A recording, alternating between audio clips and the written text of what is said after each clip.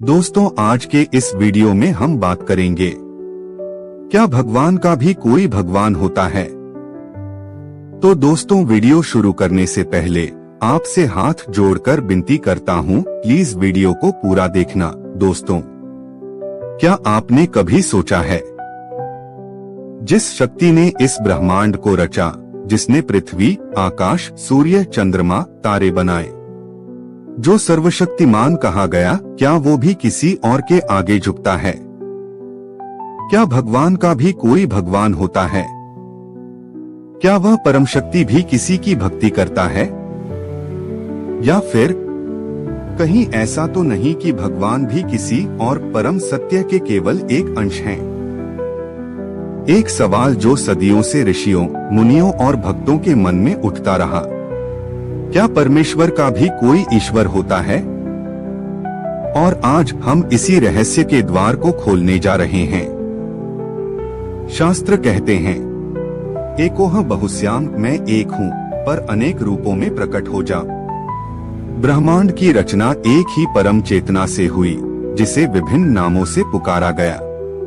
कहीं वह नारायण है, कहीं महादेव, कहीं ब्रह्मा और कहीं आदि शक्ति।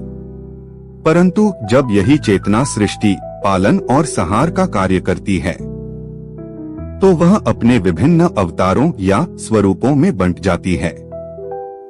इसलिए शास्त्र कहते हैं, एकं सत् विप्रा बहुधा वदन्ति। सत्य एक है, परंतु ज्ञानी लोग उसे अनेक नामों से पुकारते हैं। अब दोस्तों, सवाल यह है कि क्या भगवान भी भक्ति करते हैं? जी हाँ, यह सच है। भगवान भी भक्ति करते हैं, अपने से भी श्रेष्ठ परम तत्व की। शिव पुराण में लिखा है, भगवान शंकर स्वयं हर रोज राम नाम का जप करते थे। राम रामेति रामेति रमे रामे मनोरमे, सहस्रनाम तत्तुल्य राम नाम वरान्ने। और वहीं रामायण में लिखा है, भगवान श्री राम स्वयं महादेव की पूजा करते थे। लंका युद्ध से पहले उन्होंने शिवलिंग की स्थापना की। रामो राजमण्यः सदा विजयते राम रमेशं भजे। अब सोचिए, जब राम शिव की पूजा करते हैं और शिव राम के नाम का जप करते हैं, तो यहाँ कौन बड़ा और कौन छोटा? यहाँ भक्ति का चक्र है, जहाँ भगवान भी भक्ति के माध्यम से अपने ही अंश की आराधना करते हैं। भगवद गीता में श्री कृष्ण कहते हैं, अह सर्वस्व, अंत हूँ, मुझसे ही सब प्रकट हुआ है। लेकिन उसी गीता में कृष्ण यह भी कहते हैं, यो मां पश्यति सर्वत्र सर्वं च मयि पश्यति। जो मुझे हर चीज में और हर चीज को मुझ में देखता है, वही सच्चा ज्ञानी है। यानी श्री कृष्ण भी यह स्वीकार करते हैं कि मैं सब में हूँ और सब मुझ में है। इसका अर्थ यह हुआ कि भगवान भी एक व्यापक चेतना का अंश हैं, जो परब्रह्म या आदि शक्ति कहलाती है। देवी भागवत पुराण में कहा गया है, यह सर्वमिदं व्याप्य तिष्ठति परमा शक्ति।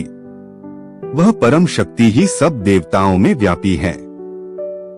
ब्रह्मा, विष्णु, महेश सभी उसी शक्ति के प्रकट स्वरूप हैं। और वही शक्ति कभी महालक्ष्मी, कभी महाकाली, कभी महासरस्वती के रूप में पूजी जाती है। यहाँ तक कि भगवान शिव भी कहते हैं, शिवोहम शक्त्या सहितो यदि न स्यात् शक्तिहीनः शवः। यदि शक्ति साथ न हो तो शिव भी शव बन जाते हैं। तो हाँ, भगवान का भी भगवान होता है, और वो है शक्ति, जो चेतना का मूल स्वरूप है।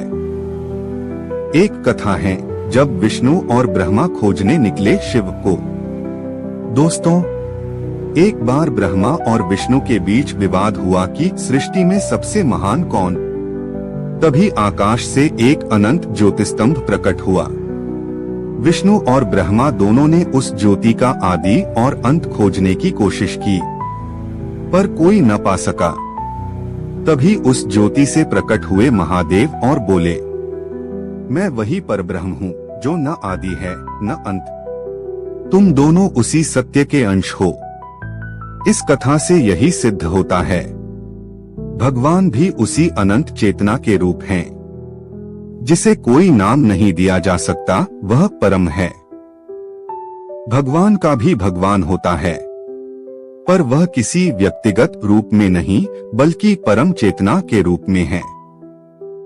जैसे बिजली का बल्ब, तार और स्विच अलग अलग दिखाई देते हैं, पर शक्ति एक ही है जो सब में बह रही है।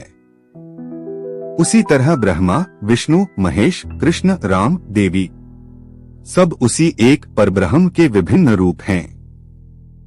तो प्रिय श्रोताओं, जब पूछा जाए क्या भगवान का भी कोई भगवान होता है, तो उत्तर होगा हाँ, होता है, और वह है भक्ति स्वयं। भगवान किसी व्यक्ति की नहीं बल्कि भक्ति, प्रेम और सत्य की पूजा करते हैं। वहाँ परमात्मा है, और जहाँ मैं नहीं केवल तू है, वहाँ ईश्वर अपने ईश्वर को पाता है। अंत में बस इतना ही कहूँगा, ईश्वर की सबसे बड़ी उपासना यही है कि हम उस प्रेम को जिए जो सृष्टि की हर धड़कन में बसता है, क्योंकि जब हम प्रेम से जुड़ जाते हैं तो हम वही अनुभव करते हैं जो भगवान स्वयं अपने भगवान के ध्यान में मग्न होकर अनुभव करते हैं। भक्तो भक्तोहमेव नान्यः, भगवान कहते हैं मेरा भगवान तो मेरा भक्त ही है। तो दोस्तों, अगर आपको यह वीडियो अच्छी लगी हो तो चैनल को सब्सक्राइब करें और कमेंट में अपनी राय जरूर रखें। वीडियो को लाइक करें और चैनल को सब्सक्राइब करें। धन्यवाद।